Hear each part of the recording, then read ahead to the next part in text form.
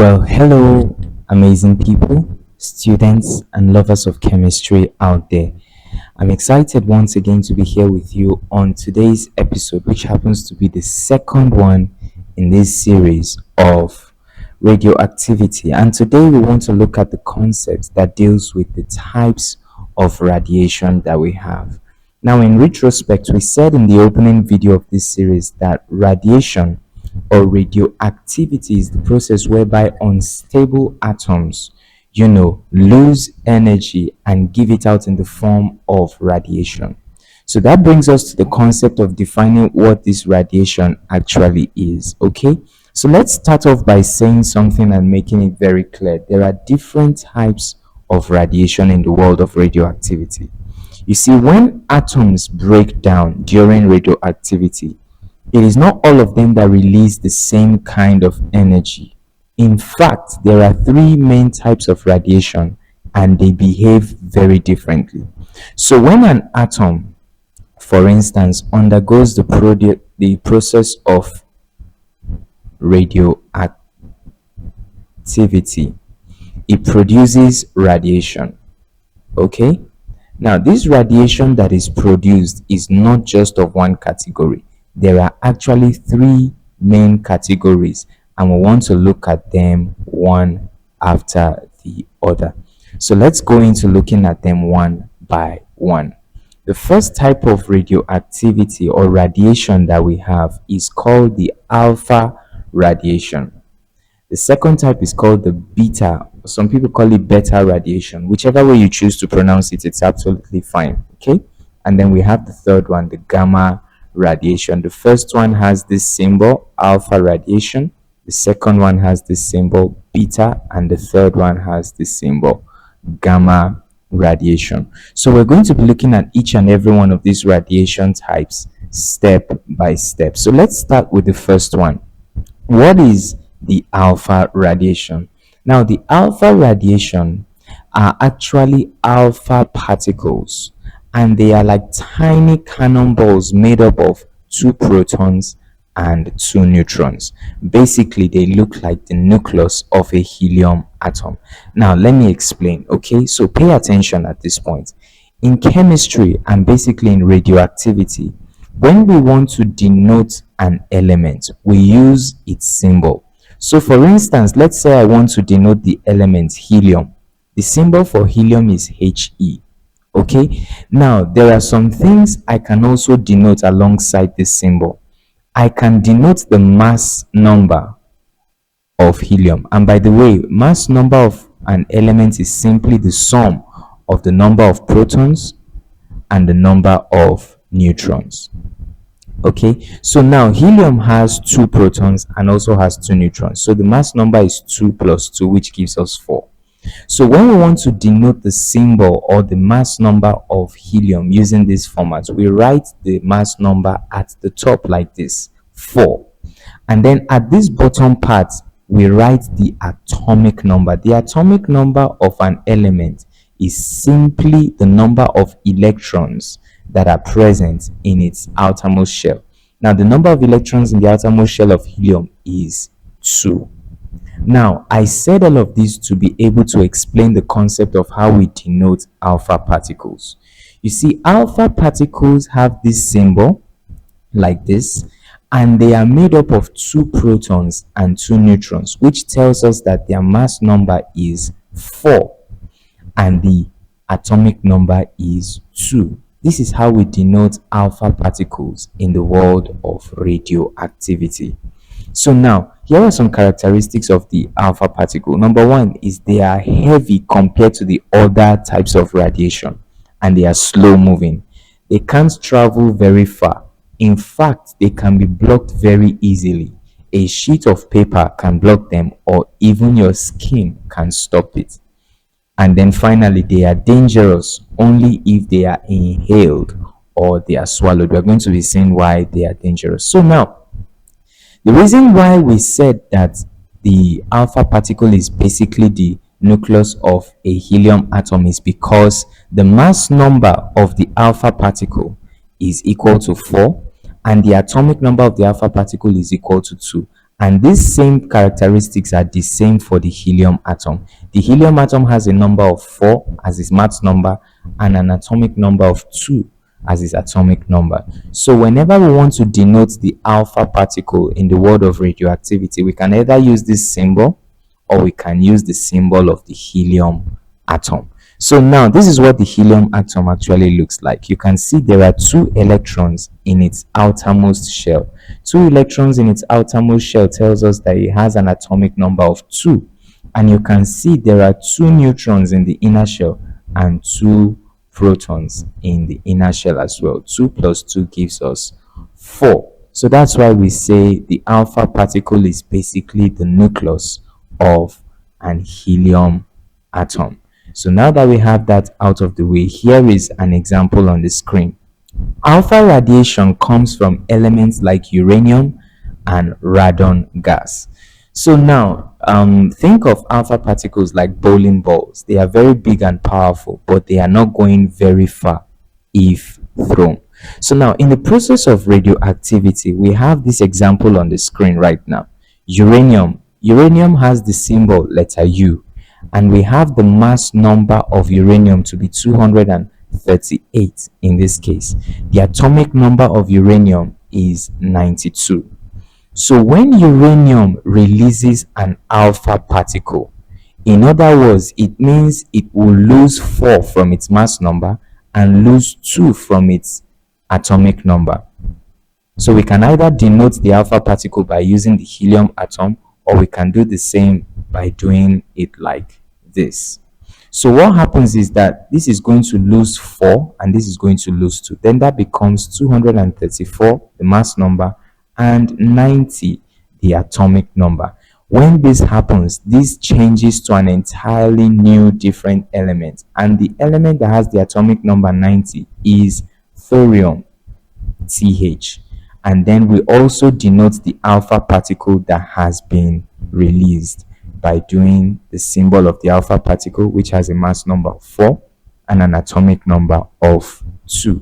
So that's how we denote the alpha particle. Now you can see over here, we have the uranium atom, releasing an alpha particle. And over here, they denoted it by using the helium atom symbol. And then this is the new element, thorium, that was formed. I trust you're understanding everything that we're talking about in this video. The next one we have is the beta or beta radiation. Beta radiation is the type of radiation made up of beta particles, and they are much smaller and they are much fast moving electrons or positrons. Now, the beta radiation has this symbol, okay, B. And here are some characteristics of the beta radiation. First of all, it is lighter and faster than the alpha radiation. It can travel further.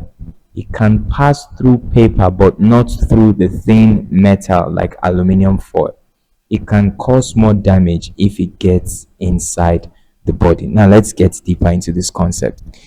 So at this point, it is important to know something very peculiar about the beta radiation. It can take 2 forms. The first form it can take is this form. This is the negative beta radiation because of this -1 over here. When it takes this negative form, we call it electron, because electrons basically are negatively charged. The second form the beta radiation can take is the positive form, and this is what it looks like. Okay, and when the beta radiation takes the positive form, it is called a positron.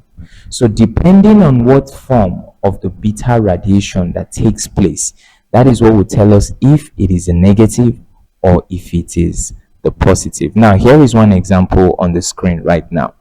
Carbon 14, which is used in carbon dating, gives off the beta radiation. Now in this case, you can see the beta radiation is the negative type because of this -1 over here. So this is called electron.